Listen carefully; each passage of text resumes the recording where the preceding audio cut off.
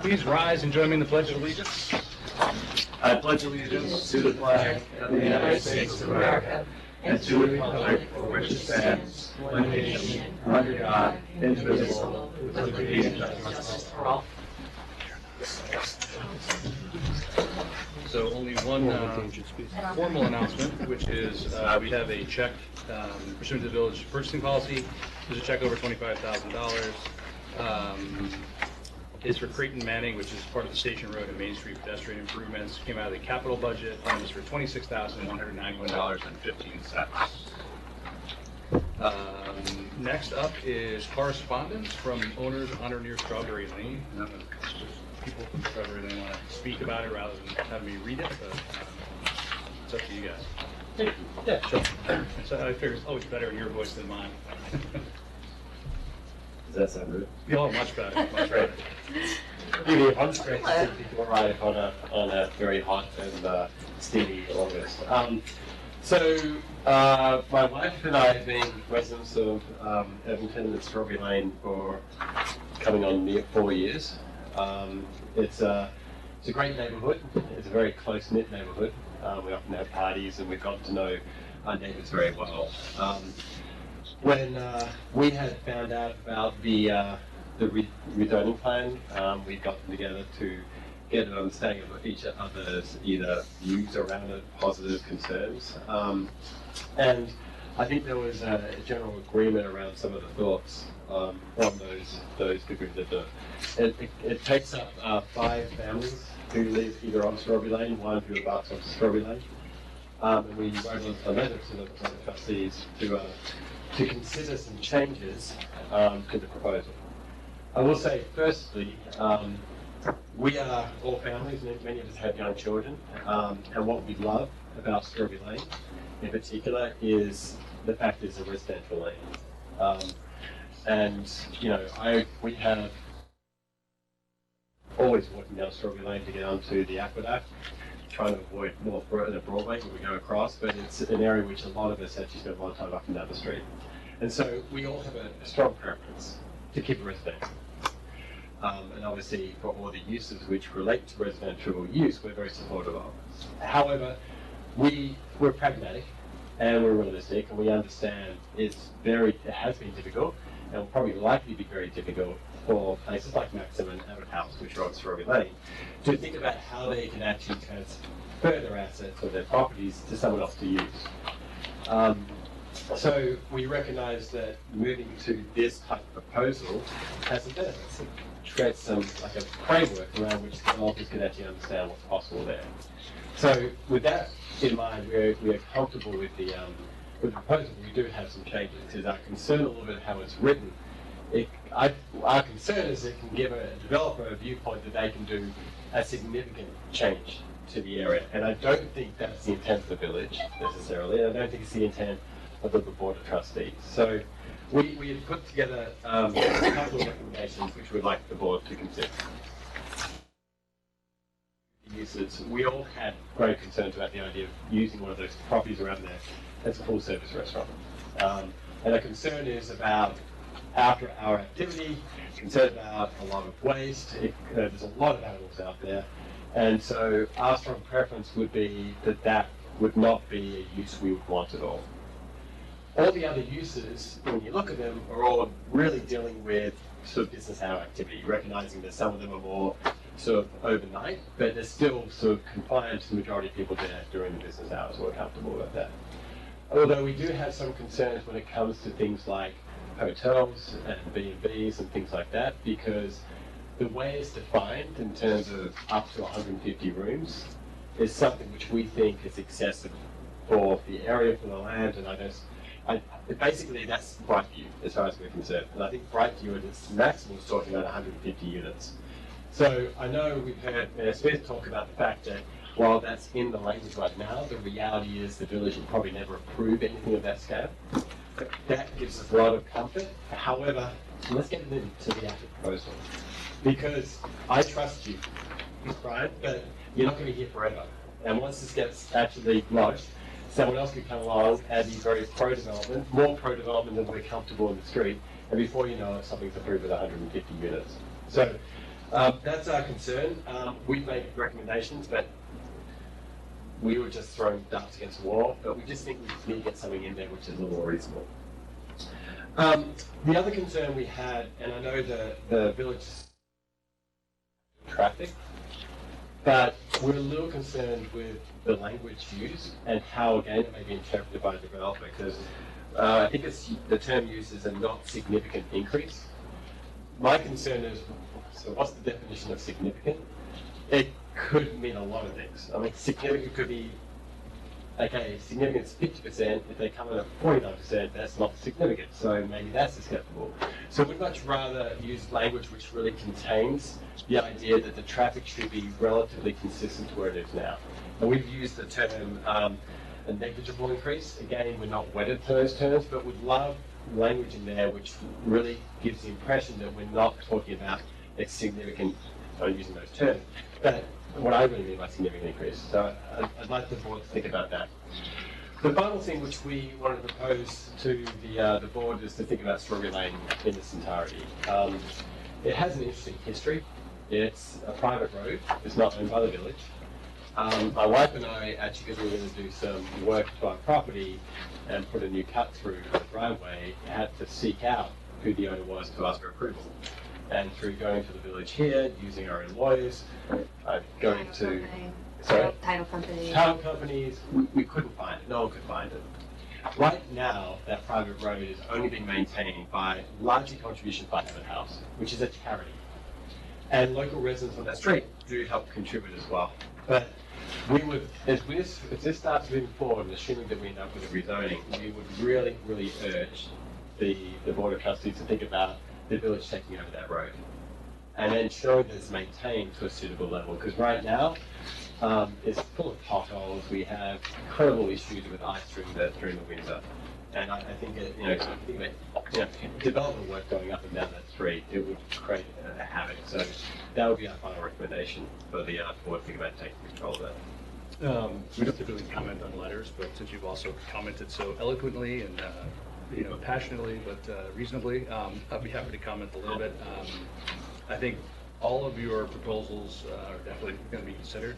We actually appreciate you getting, kind of a consensus of the neighbors. It's super helpful for us because, we always feel bad if, if you had 3 of your neighbors and the other 3 you never heard from. This is great. This is exactly what we want. We want to hear from the property owners. We want to hear from the neighbors across the street. That's why we're doing this for multiple months. Because so many people said they didn't hear about this, they're only going to have one chance. I think we've at least gotten that point over, that we want to have a lot of impact, We want to have a lot of input on this so we don't have unintended consequences, or someone comes back in a year when a proposal comes in and says, yeah, I knew that was a bad idea right away. Like, we want to have everything as flushed out as possible. I mean, I think something like, I think we originally were kind of against residential because of basically one really bad proposal by the potential owner.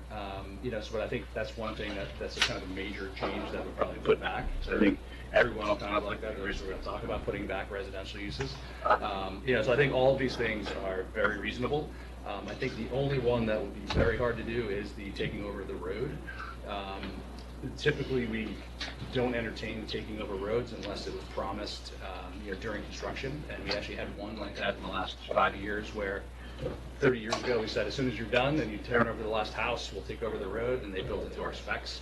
But there's other roads that actually are very close to our specs that we still don't take over, like the top of Riverview's one I can think of off the top of my head. But this one is, not even close to being kind of as we know, as a village standard. So I think that's probably the only piece of this that, if I had to handicap which of these will be in and out, that's the one that I'd say is what's kind of not. So how would this play out though? Just say we actually had a developer come in and take over either Maxwell or Abbott House. I mean, sure. I think the village look to negotiate to get them to get the road up to spec. I think that's how I would expect it to happen, and they'd also have to maintain it. I think that'd be probably part of it. They'd have to, enhance and maintain going forward. That'd be my Marianne. I mean, it's not in the law, but I would think. I mean, because they need access to their property, and right now their access is provided essentially by Abbott House, and if Abbott House isn't there. Yeah. And part And I of think- my Maxon, I didn't realize until those people came and met with us, that Maxon also does some of that. Yeah. work there. Which actually, to me, I feel like they should somehow figure out a way to go just right off of Broadway. But, yeah, so I think that's kind of how I would see that playing out, is they'd have to repair it, get it back to a higher standard. You know, I think they want to anyway. If they were going to be spending all that money on, you know, buying Abbott House, they probably want to have a decent. Yeah, you'd hope so. Ryan, can I clarify one thing? Sure. That may not be obvious from the language of the law, would be obvious to any planner or anybody, but just because there's a limit of so many rooms, or, you know, let's say in assisted living, Mhm. you can't necessarily have a building that would be big enough to accommodate that. So what happened on the Maxon property, and the reason they went away, was, I think, under whatever figures we had, they couldn't end up with more than, was it 45 rooms. I got it. So then, I mean, So there's, no, but there are a couple of properties there that are very, very large and could accommodate more. And but maybe, no property there as it stands today could accommodate 150 rooms. could well, it? but it isn't, that isn't so significant, the number of rooms, is they have to meet the FAR limitations and the building coverage limitations. So if the building's only big enough to hold 130 rooms. I got it. Has anyone that's it. done any math to work out what the FAR for these properties could? Yes. Oh, yeah. And what's the Yeah. maximum size could they hold? Well, I mean, I'd have to go through each property, but yes, we did do it. And I think that was how we ended up, it ended up on the Maxon property, I think it was with 45 or something. It was a very low number, which didn't make it feasible for them. I do think that the number for the boutique hotel is too high, because that Yeah, you could fit more. And we already said we're going to lower that number. Okay. That was just, we literally, the one night we said, well, what's a boutique hotel? And I Googled it, and it was like less, you know, between 10 and 100 rooms, was literally the Google definition. And that's how we made it in there. We said, we'll talk about it when we get there. Okay. But I realized that was a mistake to leave 100 rooms in there when we had no intention of having a 100-room hotel. That'd be a pretty big hotel. To me, that's almost crushing the definition of a boutique hotel. But that's definitely going to be lowered. Probably look at the other one as well. I just don't know if I don't know if any of them, except if maybe not took every building down and they Yeah, could- but the limitation is really not so much whatever number of rooms is in the code, is what the size of the building can be. Could we get an understanding about what that translates? And you may have said that. Apologies if this out. Yeah, I think we discussed it at the last work session, but. Because I mean, honestly, this is the main problem. These dimensions, in some respects, are not particularly clear to a layman looking at it. But if you were to describe that what we're talking about for this property could equate to this size, it helps us to appreciate the scale of Yeah. potential development, which could have an impact. Yeah, we should. But you know, it's not hard to say, because you tell you so many square feet, and Just give There's- the square feet. But I thought Larry posted those. Yeah, I think there's our planner did kind of like boxes on each piece of property. yeah. So But that's the amount of it. coverage, the height of coverage, what the setbacks are, so the second floor can't be as high as the first one. But I believe that's all a link on the Irvington website. Okay. I mean, I I did have, a PowerPoint deck that Yeah. has the maps and I think Yes. there's Actually- other properties. I have a chart that I prepared for the board, but it's not, you know, not ready to be made public. I mean, but it shows that what's allowed right now, what would be allowed if somebody built it, is a whole lot more than what's under the proposed zoning. So for instance, on the Maxon property, the current allowed gross floor area would be 78,800 square feet. And Based off his current coding. based on the current code. Yep. And then under the proposed, whether, the board's looking at it, right, I think the draft is what's called an FAR, floor area ratio of 25%. I think the board is looking at maybe 30%. But at 30%, it would be 52,533 square feet, so quite a bit bigger, quite a bit smaller than what would be allowed currently. And what's currently there now?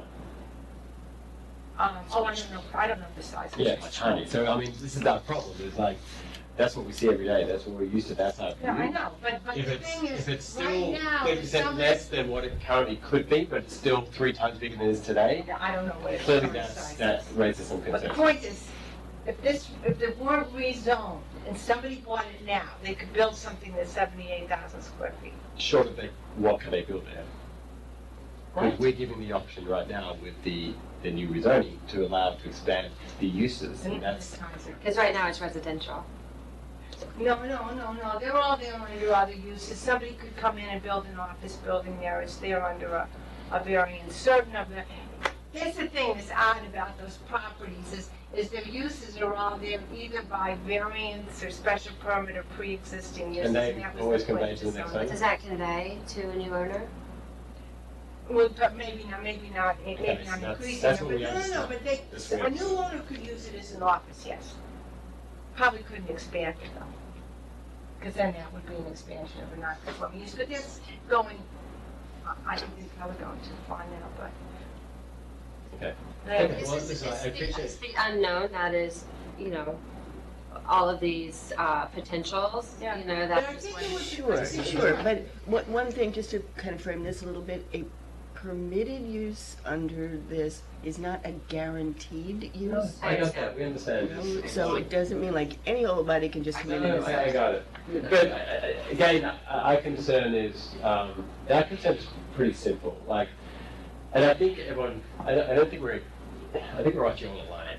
Like, we all love the feel of Edmonton, and we don't want to change that. We don't want it to become a Tarrantino of dogs. We want it to stay Irvington. And so the scale of what we're all thinking, I think, is probably incredibly consistent. What we want to make sure, in some respects with this, is that the messaging doesn't, part of this is messaging. You're trying to give developers messages around what's acceptable. But if this comes across bigger, because of how it's been thrown out there, all of a sudden I think you're giving the wrong messaging. And we'll just waste a whole lot of time. Because you're right, a developer will come in, and it'll be something outlandish and disgusting, we won't like it, then we'll waste a whole lot of time. Or it's our time, it'll be like throwing And peanuts that's and exactly what we're trying, like, the I whole know. Brightview thing was Yes. us reacting to them, and we want to say, no, like, if someone came in, we hope this is done by the end of the year, or early next year, or whatever. If they come in 2 years and say, hey, we want to build Big Brightview, we say, hey, we just rezoned this, I got it. we're done, so, yeah. And we understand and appreciate that. I just want to make sure. That's why I think, honestly, your letter was very reasonable, it wasn't like, nothing. No, specific. That Yeah. was very helpful. It was very helpful, Okay. so thanks. Thank you. And, that was it, that's all we have for correspondence. We kind of previewed the continuation of the public hearing too.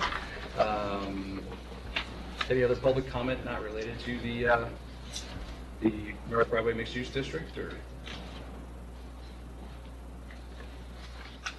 anything about anything? Other comments about the North Broadway? Well, we can just wait for the, here, in 2 seconds anyway. Then we're really following the agenda. So there's no public comment. Consent agenda, anyone have any questions or comments? Otherwise, I'll make a motion to approve the consent agenda. All in favor? Aye. Now you can talk about the Broadway, continuation of the public hearing to consider a local law amending the Irvington zoning code to create the North Broadway mixed use district. We are back in the public hearing mode. Hi, Chet Kerr. Just a follow-up to the discussion that came from the residents along Strawberry Lane. It seems to me, and maybe I'm missing something, but it seems to be a bit of a disconnect between the fact that Strawberry Lane is a private road that is obviously very narrowly constrained, and obviously Abbott House has used it for many years.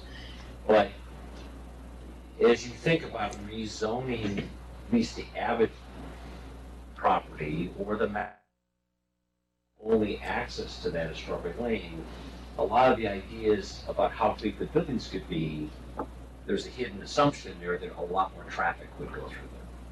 And while you have the provision in here in 22-4-47-12 that the planning board will not issue another special permit that would change the significant increase in traffic. But I'm wondering whether something the board should consider just a recognition of reality that Strawberry Lane a lot of if there's gonna be an increase in zoning development in those two lower properties, and the access is gonna be on Strawberry Lane, that's gonna create a confrontation where someone's gonna come in at that point and say, if you're gonna allow me to develop that, I want to expand Strawberry Lane and increase it. And that will change dramatically the neighborhood. And I'm wondering whether, there might be other access to those properties from off Sunnyside through the Holy Foundation, whatever, or off Broadway. They're not all, someone bought all that property. But I'm wondering whether the board should just, I know you're trying to wrestle with this and get ahead of it, but it seems to me if you don't, unless you're gonna basically allow in the future for Strawberry Lane to, some developer here, and force you to change that to allow them to develop this property, you're leaving that unopened can of worms. And I would suggest, because of the very reasons by Strawberry Lane and the residents along there, that the board take the bull by the horn and say, I'm not sure how to do it or what can be done, but that Strawberry Lane is as it is, and is not gonna be changed in the future. You may not want to do that, that may not be appropriate, but I just think that that's an underlying tension here that's not being resolved in the present law. I think to me, the way I was kind of thinking about it more was, it's the same kind of thing, but a slightly different approach. I don't know the wording, and that's why we have Mary Ann, but talking about some of the uses being contingent on having direct access to Broadway, because to me, that's the key. Yes. You get on and off Broadway, it's that you're not going through the neighborhoods. And, I'm not sure if we can even do that linguistically. We might be able to, because I think that would, if you were looking to buy the Maxon property, that'd have to be part of the equation. That we'd have to stay, kind of in a loop. We'd have to create our own, kind of entrance and exit, or maybe you'd work with, the neighbors to the north and you use there's creative ways to probably do it. But I think that's kind of what you're talking about as well. And to me, it's harder to say that, you can't change Strawberry Lane because then they might not repair it also, and, who knows. But to me, if it's, you can, or even something like the, restaurants or something, some of them have to be contingent on having direct access to Broadway only or something. And that may make it difficult for the Abbott property or even Maxim to make its full use. Absolutely. But I just think that grapples right now with a major concern that I've heard by the people who are currently living on Strawberry Lane, because it's not up to code, it's not something, it's privately owned, it's not wide enough, and I just think maybe acknowledging that and wrestling with it, so that's just a suggestion. Thank you. Anybody else? Well, if you don't want to talk now, we're still going to have another public hearing next month. At least one, I'm going to say probably two, but hopefully by Halloween we'll be closing the first part. I'm going to guess in September we'll probably go back and try to incorporate some of the comments we've seen and come up with a revised law. Yeah, and they'll have Can I to ask Mariana on the revised law. Sure. a question? I mean, it is possible to, I want to suggest as a software demand that access to Maxon come through Broadway. Can that be a zoning requirement, or does that have to be? Well, I think you could say that language for particular uses, if it's a use that you thought would generate a lot of traffic, that That's what I'm- Strawberry Lane couldn't handle, you could say for properties, that. Because even a negligible amount, you'd still want to maybe have to require that, even if it creates any more traffic. Yeah, I mean, I think it's a little, I don't know, you'd have to think about it for, Abbott. That's the one I can't figure out. Maxon is a little easier because it has frontage on Broadway. It seems there's something you could do, but you can't make it impossible for Abbott House to function. I don't know. You might, but I could see that if there were uses that really generated a lot of traffic, that maybe they wouldn't be appropriate for access off a small street. Yeah, I mean, we're talking about not allowing anything that allows a lot of traffic, but even to me, even that negligible amount or the, not significantly more, if it's, or even if it's gonna be on the weekends or something like that, Right. restaurant use or a bed and breakfast that's, 7 days a week as opposed to office building, which isn't, or something like that, I don't know. But I think we can think about it some more. Yeah. I mean, it's almost as if Abbott House is redevelopment's going to be essentially landlocked in Yeah, figurative right. terms. So, I mean, one solution, the other solution is, I like, Brian, your idea of Maxon trying to make use of the driveway from The neighbor to the north, the neighbor to the north, but this likewise, maybe the solution to some future non-Abbott House development would be to get an easement across one of those other properties to access Broadway directly. Yep. And Yeah, where if bypass. someone, bought Maxon and Abbott, it's hard to predict. You got your property in between. Oh, you're in between? I love mine. There's We're not zoned for it, they wouldn't be able to get it. We're the We're not way. zoned. Right. If you look at the map, the rabies are right in between them. Yeah, Yeah. what do we get, how much this one? Let's have a tunnel underneath. Yeah. Yeah. Oh, there's A lot of There's an intervening property With an issue, because while the between the little two? Spirit property is back there, it also Sorry. owns property that Sorry. goes out to Broadway, so. Yeah, and you're right, it's a little narrow piece to Broadway too. Right, and it goes, so. So, I mean, I feel bad for Abbott House, so but we do it's- that to the Abbott House property, and, It's tough. yeah, I have to think about that. Do they already have a one-way traffic pattern? Yes. The top end of the Strawberry is lovely. And everyone exits out on Riverview. Riverview, At our house. Brian, quick question. Has the fire department had any input into if there's a lot more usage of those two properties, whether Strawberry Lane is wide enough? Because I know in Rockland County where they've had roads that are really narrow, the fire departments really can't respond well. When we have to respond to Abbott as EMS, we go very slowly up that hill and very slowly to come around down Riverview. Fire trucks are a lot bigger, and I'm just I think the wondering. good thing about the fire trucks is they're there all the time. Are they there all the They had a time lot- still? They had a lot Okay. of calls at Abbott House. Okay. So I haven't never heard of an issue with that. Okay, but if it were an active fire where you needed more than one fire truck, it would. It's one, it's like, other than, maybe your house would have, The lower part is so having- narrow, but- Yeah, but yeah, I mean, you'd still be able to, I think, stage it okay. Okay.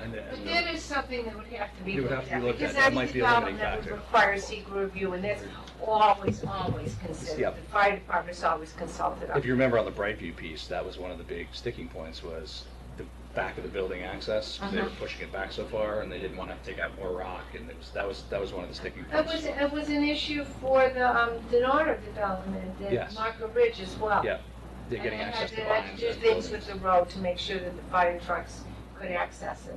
Yeah. So it might not be specific to the zoning, but the actual planning piece would be a big part of And that. it's always looked at. Anyone else? Save all the good comments for September, so that everyone's back. Listen, I think we won't have this many people in September. It's a very good turnout. Thank you all for coming. You have to start serving donuts and coffee. It's a good idea. People come for food. It's very true. No. So we'll keep the public hearing open, and we'll move on to discussion of climate smart certification. While Larry's not here, Larry Schaffler's not here, he did prepare a nice summary, which I'm actually going to take the time to read, so I think it's helpful, and then we can discuss it after. This is again from Larry Schaffler. I reviewed the certification checklist for the Climate Smart Communities program. The checklist contains 100 individual actions that can be taken to earn points towards certification. Of those actions, there are 2 that are considered mandatory and 12 that are considered priority. Also, the actions are broken into 12 different pledge elements or categories. There are 2 levels of certification, bronze and silver. Each level has a minimum number of required points, minimum number of priority actions completed, and the minimum number of pledged elements completed. Based on my review of the various actions and pledge elements, I recommend the village pursue bronze certification with submission date of July 2020 at the latest. Bronze certification requires completion of both mandatory actions, 3 of the 12 priority actions, at least 4 of the 12 pledge elements, and a total of 120 points earned. I went through the checklist to identify the actions that have been completed or can be completed easily, and marked each action as planned. As the attached list shows, we would complete both mandatory actions, 6 of the 12 priority actions, 9 of the 12 pledge elements, and a total of 146 points. Gathering that data will be a bit of an administrative burden, but I believe it can be accomplished by village staff. Based on that, I propose I be designated the Climate Smart Community Coordinator, which is a mandatory action. The points identified in the attached worksheet assumes that the government operations greenhouse gas inventory is completed and that the current environmental action plan will qualify as the climate action plan. If those elements are not completed in time for July 2020 submission, then we would drop just below the required 120 points. However, the point total also assumes that we only achieve the lowest allowable points where some actions allow for a range. For example, converting streetlights to LED allows for 5 to 10 points, depending on the percentage of lights converted. We would qualify for 10 points, but the worksheet only credits 5 points at this time. The second mandatory action is the creation of a Climate Smart Community Task Force. Although there may be a few isolated tasks, I don't believe the task force would need to be actively involved in preparation of the bronze certifications application. I believe the main role of the task force will be the identification and pursuit of additional actions to achieve the silver certification. The actions and points required to achieve silver certification are extensive. Besides the mandatory actions, 6 of the 12 priority actions, 7 of the 12 pledge elements, and 300 points are required. A paid part-time coordinator may be recommended to support the work of the task force if the board decides to pursue silver certification. I don't know if silver certification is reasonably achievable, but it's a worthy goal that can keep the work of the board and its volunteers focused. After review this at the August 19th meeting, I recommend you appoint me as the CSC coordinator. I would also recommend you identify possible task force members and appoint them at a future meeting. But that's a great summary from Larry about what we have to do. I found it exciting that we're that close to the bronze certification with everything we've kind of been doing in recent years. And I think it is great to potentially have the goal of silver certification achievable in the next year or two. I would add one other thing is that I was contacted by he didn't call himself the president, but the leader of the environmental club at the high school, and he wanted to request that student volunteers be appointed to the committee, which I thought was great. So I asked him to nominate 2 students. He said, make sure you include yourself if you want to be on it. But I thought that was exciting as well, that we had student outreach before we even really started formally. So. I think as well we should think in terms of composition of a working committee, not just the normal range of volunteers, but also ensure we have some representatives of the business community on it, so that make sure that we get their input on issues that will be relating to continued business viability. And I think even in addition to the students, maybe someone that kind of represents schools, kind of like look at all the major constituents. Exactly. Of the town. Not just people that are interested, not I shouldn't say that, they have to be interested in it, but not the usual suspects of and landscapers. So, in passing on Sunday, I was speaking to Ann Jaffrey and asked if the GPTF could maybe put together some suggested names. They will have extensive contacts to people involved in environmental issues. So I don't know that there'll be a lot of names from GPTF, but I think there will be some names from people who have not stood up for a committee before. Which is, I think, fantastic. And it's an exciting one. And I think it's also great when you have committees that have a kind of definitive goal to work towards, that they can kind of know that this is going to be a labor of love for a couple of years, and then and see what happens. I think one other thing is that we need, just like we did in the past, I think we need to have a statement of purpose for the group. I don't think we should just collect people together and wind them up and let them go on their own. I think also we should look at it as at least having a chair or a co-chair to help direct the operation, because I think it's a thing that would be better if there was some single points of contact for Larry rather than have him having to manage the entire committee. Mm-hmm. So I should be looking for that as well, recommendations for someone that would be willing to lead it. And I think even the size, like how big we want it to be, I think it's, there's just kind of like diminishing returns after a certain amount, but we also want to involve all the right people. Yeah, and it strikes me, it's hard to really know the size, but the 2 actions that are kind of iffy I just wanted to take a moment to talk about the 2 actions. The way I see it, first of all, the Environmental Action Plan was our version of the Climate Action Plan. We edited the Climate Action Plan and broke the format of it somewhat and added other things. And due to that, we decided to call it our environmental action plan. So moving that, whether or not, Larry questions whether it's acceptable as a climate action plan. I don't know if there's specifically a template for that. If there is, then I think it should be a fairly, Seamless. well, it may take a little bit of thought, but it should be fairly direct to back that into if there is a standard format. And that's something maybe the committee can work on. I don't know how involved it is. The thing that I'm really concerned about is the notion of the greenhouse gas inventory, because, and where my concern lies is that it really forms the basis or the baseline by which you evaluate everything in terms of the impact, the effect. It's kind of a regularization number, because you talk about basically, the carbon impact. So everything is normalized into a certain format. So, for instance, it's not enough just to say, well, we're saving 50% on our electrical bills by using LED streetlights, but that actually translates into a very specific carbon reduction.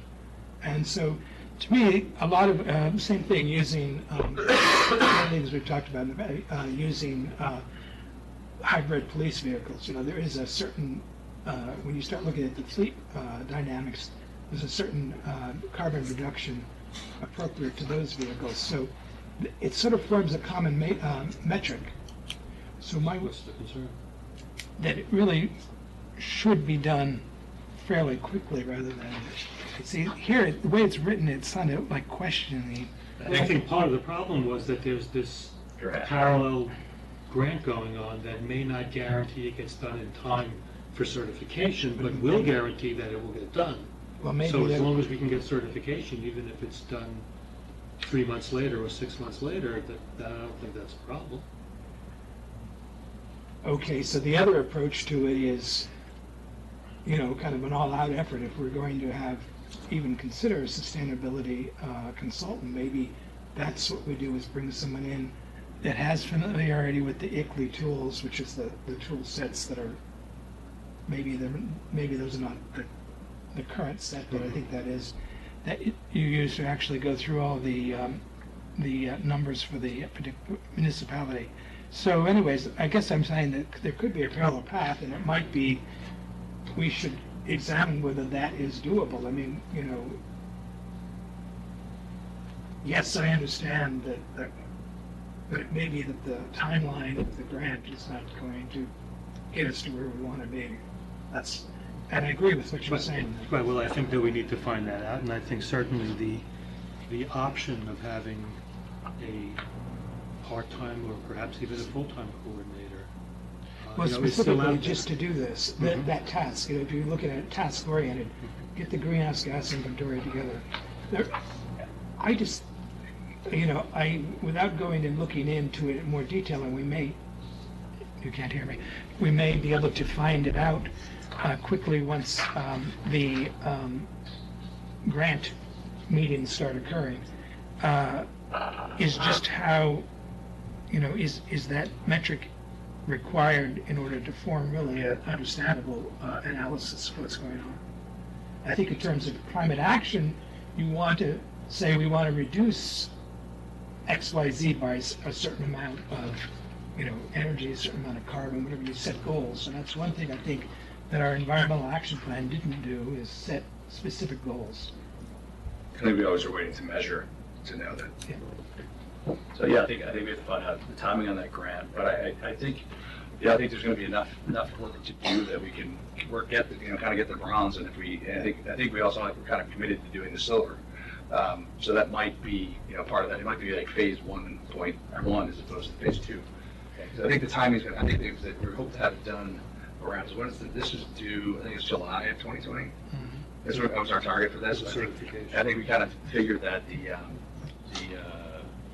the greenhouse gas inventory can be completed by the end of that summer. So it's literally like that tight, was my understanding. So, I think if it's not going to hold us up, then I think we can start pursuing this plan. And I think when Larry comes back, we can talk about it. But I think in the meantime, I think we can talk about, appointing Larry, which I think I'm fine with, and then also getting that committee up and running. So I think that'll really help. So, we have some steps to do, and, you know, if people are interested, send us, or you have ideas of people, send us your emails to any of us, or Larry, or Brenda.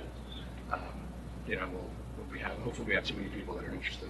That's a good problem to have. But other than that, I mean, I think this is a good approach. It's a great summary. I think the fact, I mean, I felt kind of, you know, and I was trying to eyeball it myself at the last meeting, trying to figure out how many points we had, but, you know, I was happy to see that, you know, the amount of work we've done has, you know, gets kind of that bronze certification. And I do think that, you know, like Larry said, he was being conservative on the points. I think so, yeah. And I think there are quite a number of items I looked at that looked like we would be able to get a much higher Yes, range. I agree. But there is a big difference between the 120 and the 300. Yes, yes. Thanks, guys. Appreciate you coming out. Want to ask for Enjoy the rest of the any summer. comments from, And did you have anything you wanted to add to this, or, I mean, now it's.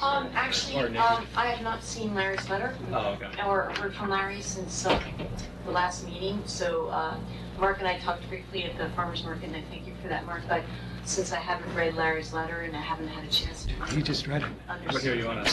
No, you just read it Yeah, out yeah, loud, yeah. but I'm No, no, but, no. it's you- rather dense. Sure. I'd just like to let you know that Gaylor and I met with Larry prior to Nikki and Judy's presentation to go over the checklist. And Larry had nothing to say really about any of the items, so Gaylor and I left unable to tell Nikki and Judy how they could frame out the number of, you know, the points that we were already at. So we were a little disappointed, but that's okay. So Larry obviously has it all in hand, And if you guys. and I haven't read it, so I have no comment right now. Why don't you give it a copy? Yes, here's a copy of the letter. Well, I'm sure he'll send it to me. Well, take it anyways then, so you have it for reference. Could you read the part about what Larry says about committee, the task force? Yeah, because I didn't quite get The that. second mandatory action is the creation of the Climate Smart Community Task Force. Although there may be a few isolated tasks, I don't believe the task force would need to be actively involved in the preparation of the bronze certification application. I believe the main role of the task force would be the identification and pursuit of additional actions to achieve silver certification. Okay, thanks. Sure. So that's the part I don't get. I don't get, to me, from what I've read of the Climate Smart Communities materials on the on the BBC website, the formation of the task force is a key part of the entire process. It's not just about submitting for certification. It's also about planning and implementing. And so I don't personally understand. I think what Larry's saying is that, I hate to speak for someone, but the actual documentation of what we, because the way I think he was a little surprised that, you know, using kind of a very conservative points metrics, we already kind of exceeded what we needed. So I think he was saying that I don't really need help, or I don't need to hire anyone either, it's actually document that. I can work on that documentation for the certification, but at the same time, the committee can work on identifying the other items that we want to work on, as well as working on those other items. I think that's what he's saying, like they don't have to actually be doing the documentation for the Okay. certification. Okay. That was my understanding. All right. It seems to me that there's a tension between, like, you have to do these 6 things to get this many points, to add up to this many points, you get the certification, and projects that you may either our own sense that this should be a priority, or how we go about accomplishing them. I understand why there's points and you have to do this list, but it's a little bit of a tension between you have to fulfill certain requirements and you also want to get the bigger picture and establish your own priorities, so. Right, right. So on their website, there is a whole section about the creation of the Climate Smart Communities Task Force that would address some of the questions that have come up in your discussion, such as the composition, size, you know, who should, basically, you know, who should be on it, you know, and I think that the coordinator is supposed to serve as the chair of that task force. So, I can send you the link, if it's not obvious, I can send you the link to that section, because I think it would be helpful. I mean, they devote a lot of thought to and guidance to the composition of the task force. Yeah, that's our job for the next 6 weeks or so. Come up with that. That's all. Thank you. I'll give you a copy. Sure. And you'll send us the link. Yes. So, I mean, there were a couple of things, Nikki, talking about activity, even pre-silver, whatever that means. But I mean, there are things like, as I mentioned before, looking at the environmental action plan and converting it to a climate action plan, whatever that means. That could be something, and updating it, that could be something that was done well within a committee's point of view, because they would have a lot of additional points of view. There's something, a waste reduction education campaign, that sounds like something that is already happening somewhat from GPTF, but there's also a climate resilience vision, whatever that is, but that could be useful to have a lot of community members through the committee helping develop whatever that means specifically. I'm just looking at the top items. I don't know what the guts of each one is right now. And then there's a couple of other educational components. There's climate action, education, and engagement, which seems to be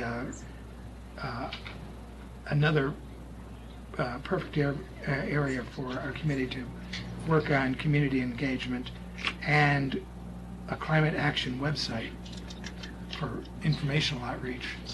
So again, those seems like areas that, apart from just gathering numerics, there's a lot of other activity that require, I could see where a broader community involvement through the volunteer committee would be. Oh, yeah, I mean, I think there's a ton of work to be done, so, I think what all Larry was saying was, for the actual documentation of what we've already done, that's probably not a task that the committee has to really do. They can expand on a lot of those things, but I think that's what he was saying, and it's like, not that he doesn't want the committee's input, but that, for the actual documentation piece for the. Well, I'm saying there's specific tasks that actually would have to be done, probably only be accomplished successfully with committee Absolutely. input. Agreed. So I think we'll read that section and figure out the committee. I think that's our big takeaway.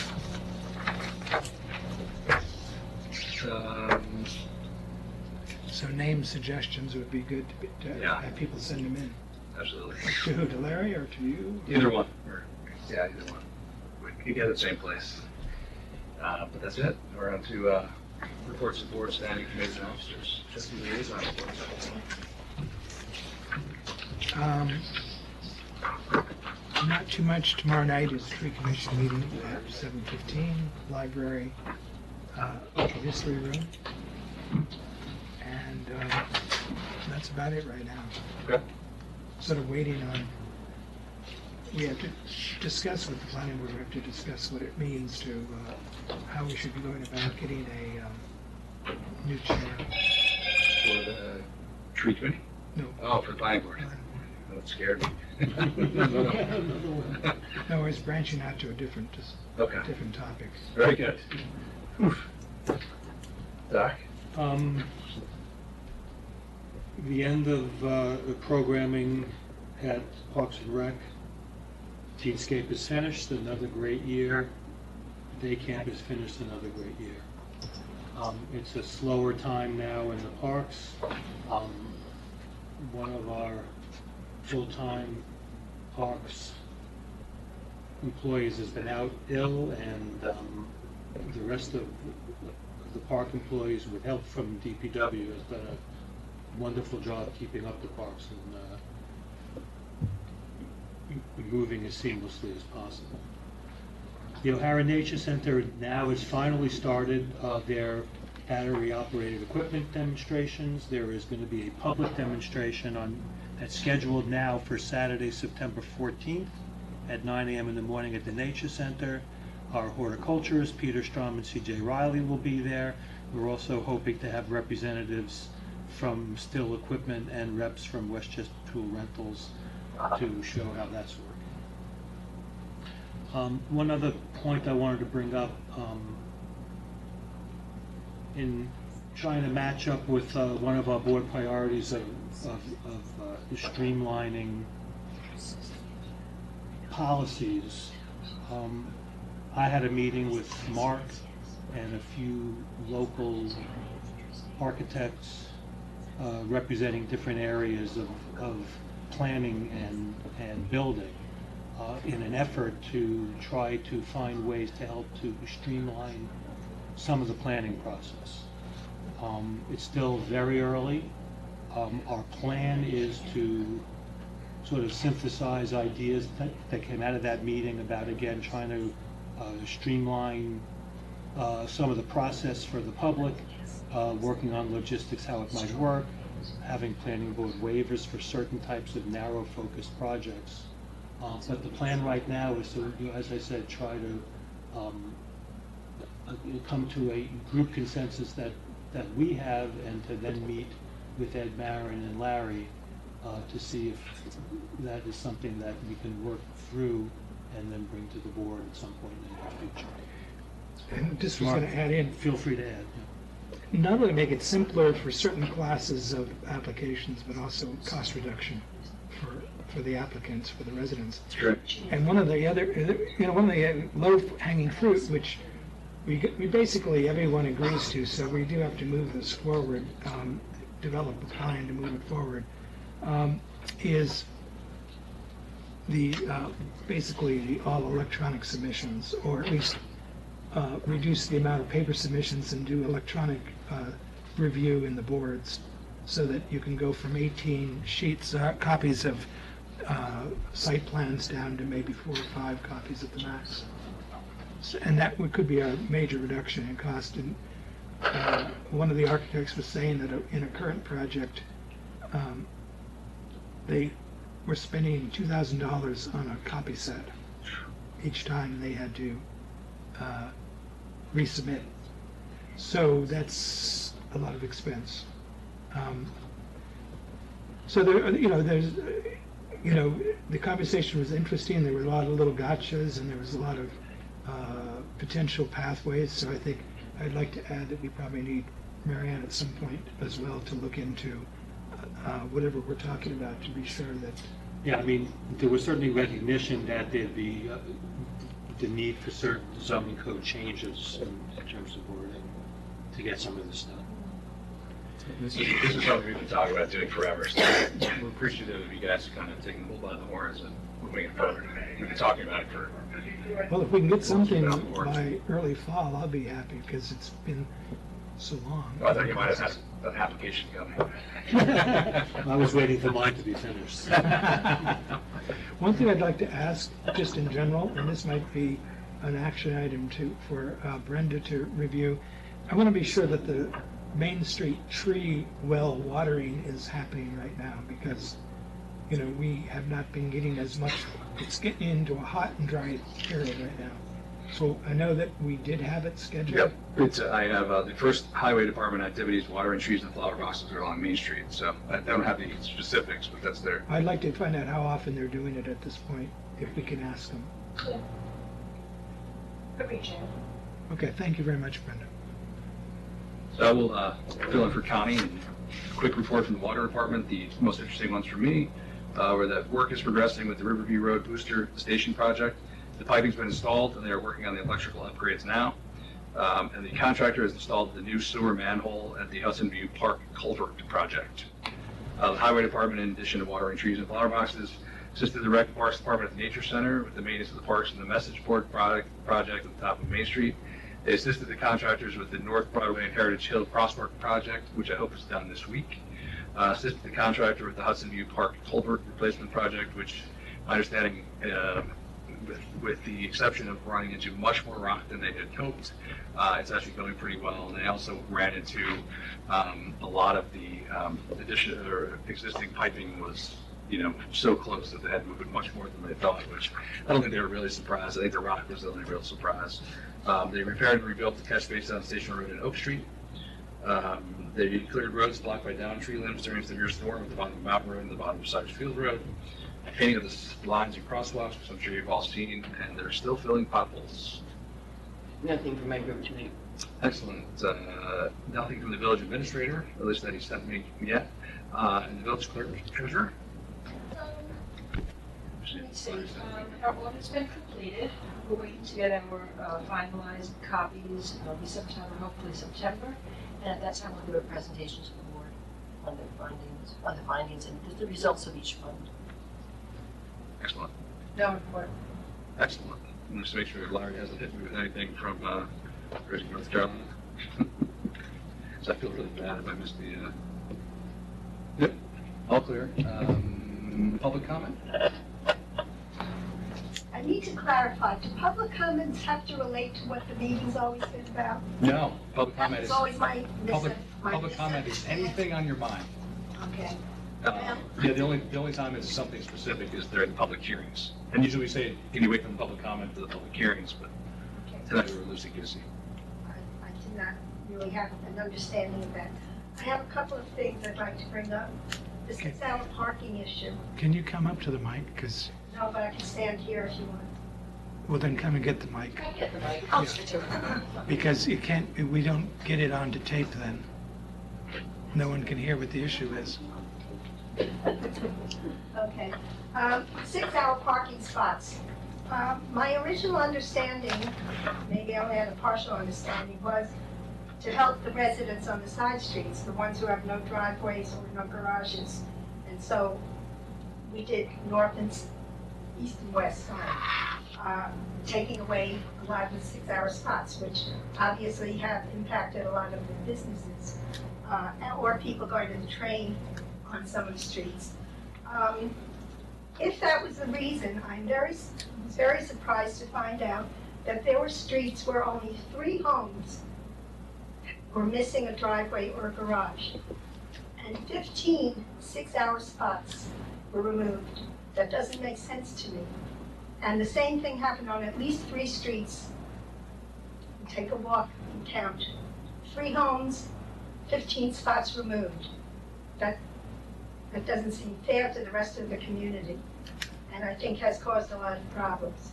So that's one thing I'd like to be, request that it be relooked at. And for something like that, I thought was maybe it could have been a trial basis. I mean, it's a major change. Well, it is really a trial basis. Is it? We're taking, yes, we said from the beginning that we didn't think we were going to nail this right out of the gate, and we're happy to take input. So far, we've got input from some restaurant owners Yes. and a couple of businesses. Yes. And Larry and the police chief are meeting with them to discuss possible solutions. So that's what we want. We want feedback. We haven't heard from many residents, to be honest, that they've had issues. Most of the residents I've heard from have been that they've liked the change because they're able to park on their street when they come home. So that's what we've heard. Those 3 homes on that street, what about the other 12 spots that maybe could be used by residents other than those on that street? It's very, that's what we're going to find a balance. I think, we did it, the reason we did it, one side of the street's 2-hour, one side of the street's 6-hour, is because it was very simple. Yes, I understand. So it was, it wasn't a master plan, it was a work in progress, which is. But I thought you passed a law, no? We did, but you know what we can do? We can amend that law very easily. It takes 1 meeting, well, 2 meetings. Just hard to take away once you've given something. Well, I would like that relooked at, and on a nice day, take a walk down the streets and count the number of spots. Many streets, the majority, have garages or parking spots on the side streets. The other thing that's been bothering me, safety issue, bicycles. I think we're very lucky in Irvington to have an aqueduct that goes through a few towns that bikes can use more safely, no cars. If you open up the parks to bikes, how do you get your bike to the park? Wonderful. You have a hill going down Main Street, or worse yet, Station Road. It's the only access to the park. So you're going to be encouraging, in my opinion, families or 8-year-olds or 12-year-olds or teenagers to shoot down Main Street. It's so wonderful, way to go, to get to the park that they're now allowed to use their bikes. So I have a great concern about that. It's hard enough to back out and watch the cars coming down the street, no less bicycles. That might be a safety issue to consider. What we see mostly with the bikes in the park are not cyclists going down to ride Matheson Park. Since frankly, it's very small, as is scenic Hudson, which wouldn't allow them. So it's really only Matheson Park. We find it's mostly people with children under the age of 5 who have tricycles and I have no bicycles. problem with tricycles. And that's, that's right now, it's tough for the parks people to go, we're really sorry you can't teach your daughter or son to ride their bike in the park, even though there's no one here. So that's why it seems a little ridiculous. I don't anticipate, having the Irvington Tour de France equivalent coming through there, because it's literally not, it's just not big enough for people to really want to ride their bike down there. I think you're right. I think the aqueduct is much more attractive because it's flat and you can go really far. Can I just add a comment to that then, Sure. Brian? Because I think we're all in agreement. Ellen and I actually talked about this yesterday. Can you grab the mic? The mic. Oh, I'm sorry. I'll stand here, then I'm gonna get back to her. What I was talking about with Ellen yesterday was, that's a great idea, like that 5-year-olds, the 6-year-olds can ride their little big wheels or whatever with their parents, but maybe the signage has to reflect that, so you don't have teenagers coming in on their, high handlebars little things, because it is a fun hilly course through Matheson Park, and that would create a bigger problem. I think that we all are in agreement that little children should be allowed to be on those sort of little things that are not going to hurt anybody. And if they're with their parents, it's perfect, because the parents don't want to see them get hurt either. And obviously, we're not going to allow it until we widen the walkways down there as well. Right, So I think but we maybe, all I'm saying is maybe the signage needs to reflect that bicycles allowed 6 and under with the parents. we don't even know if we're going to allow any bicycles yet. That hasn't Right, been but decided. if you did. And scooters in the same category. See, this, comments you guys are making are great, but I think right now, have you been making the comments to the Parks Working Group? I have not been at a meeting in probably 9 years, so. Right, so maybe some of this stuff you should collect together and You need to shoot them an email send to, to, at least to Joe, yes, if you send it to Joe Archino. because they're working right now on, So the draft The process that's regulations. going to happen is RPAC's going to come and give us recommendations, and then we'll have to weigh in on the recommendations with public hearings and all that kind of stuff. Okay. but with some of the comments you've made right now, which are smart comments, probably better to get it in the hopper. It's kind of late in the process but you can still probably. Well, if they're going to approve it, that's fine. I'm just saying the signage should reflect the age, understand. I think that it's a great idea for little kids. I mean, when my grandkids come to visit, I'd love to be able to take my 4-year-old, on her little Tricycle. tricycle, exactly. Maybe we use the word tricycle instead of bicycle. That would limit it right But there. what they're saying is we need to go to the rec department too. I think, send your, try to get a discussion going with Joe, and if they're still meeting, I don't even know if the Parks Rules Committee is still meeting or not. Do you know? I'm looking at you like you know. But it doesn't hurt to I know they're in a planning phase for construction at this point. Do you have another point? Scooters would be a concern too, because scooters even on a 5-year-old, there's no control. And I've seen it happen. I do think that if you go to the park, even on the heaviest use, I was just down there Saturday for about 3 hours and Sunday for about 2 hours. The far end of that park, you could be driving a bulldozer and an airplane. Yeah, There's far no end. one there. So, I think that while we're anticipating a lot of safety issues, I think the reality of the usage, I think there's a balance. And I think, to me, I almost want to say that, especially with scooters and 5-year-olds and things, if you have parents that are doing the right thing, it's going to be perfectly safe. If you have parents that aren't doing the right thing, it's going to be dangerous inherently, no matter what the sign says. So, I think that, I'm waiting to see what RPAC says, but, to me, I'd rather, again, give things a trial period and see how they work, because I think one of the great sins of Irvington is how underutilized Matheson Park is, and, to me, it's an unbelievably gorgeous place. And when you go out as far, where Rocktoberfest is, there's never anyone there. It's such a shame, because it's gorgeous, and, Just you and the geese. just me and the geese, exactly right. Are they talking about making an area for bicycles or just the park? If it's just an area, I have no problem with that. I don't know what they're proposing, to be honest. I haven't But I heard anything. pictured the park being open to bikes, quote unquote. where you would start going down that hill. My understanding was, when we talked about this 5 years ago, was they didn't want anyone riding their bike down that hill. You'd have to dismount and then you could ride again. Exactly. Which to me, again, says that's more for kids. You know, how many, serious cyclists are gonna wanna just, get off their bike, walk into the flat area, do a loop and come back Well, out. but a lot of 8 and 10 and 12-year-olds would love that hill. Yeah, it's possible. That's my concern.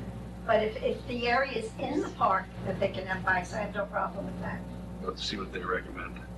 I saw my first scooter on Broadway the other day. Yeah, it's crazy. Yeah, in the city, they're everywhere. And There's a guy who's riding a motorized bicycle now on the aqueduct and the cut through from Buckout to Ardsley Park, and he does not let you know he's behind you. All of a sudden, he whizzes by. He has scared me so many times. I'm afraid I'm gonna be killed by a bicycle in New York City, that's what I'm crazy. And they have a lot of the motorized bikes in the city. The restaurants all use them now for deliveries. They go very fast. Yeah. My son And they're moved heavy. off of First Avenue, and there's a bike lane there. It's horrifying, absolutely horrifying. It's my biggest fear, because it's so embarrassing to get But killed. the bike lanes are. The bike lanes, because They go the opposite direction. they go in any direction. So you could have one whizzing this way, another one whizzing this way. You're crossing the street with 2 little kids, and it's like, Especially towards you. And they don't stop at traffic lights. no, they don't. So you can get hit very easily. Although I have seen our police ticket bicyclists, which makes me very happy. Good. Dogs on leash. Have you seen the guy go down Main Street on the motorized skateboard? No, We've been waiting for an EMS call for him. I can't even stand. Does he up wear a straight. helmet? No. And he's an adult. And he whizzes down Main Street. Every time Heather Thomas and I see him on Wednesday, we go, we can't believe we haven't been called for him. Coming down Main Street Yeah. behind all the cars that are parked diagonally. It's just scary. It's amazing how percentages. Review of action items? I didn't have it. Just the one double check to be sure, Oh, to figure The out watering? the frequency. sent Greg an email. Okay, great. So, I'll make a motion to adjourn. I can have a second? Second. All in favor? Aye. Aye, opposed? I don't want to stay